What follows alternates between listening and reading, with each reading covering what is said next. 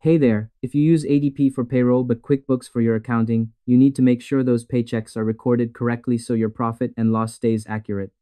Today, I'm showing you the manual journal entry method, the cleanest way to get your ADP data into QBO.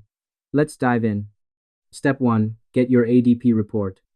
Before opening QuickBooks, log into your ADP portal and download your payroll register or summary report for the pay period.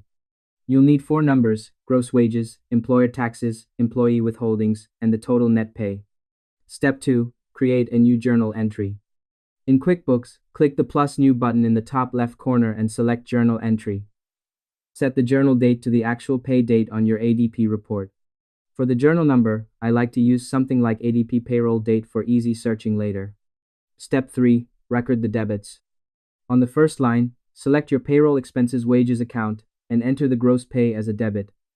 On the second line, select payroll expenses taxes and enter the employer paid portion of the taxes as a debit. These two lines represent the total cost to your business. Step 4. Record the credits, payments, and liabilities. Now, for the credits.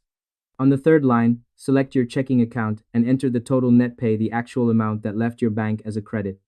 Finally, on the fourth line, select payroll liabilities and enter the employee withholdings as a credit. Your total debits and total credits should now match perfectly.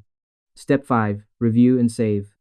Double check that your bank credit matches the transaction that cleared your bank feed. Once it looks good, hit save and close. When that payroll transaction shows up in your bank feed later, you can simply match it to this journal entry. I hope this helped you out and I see you in the next one.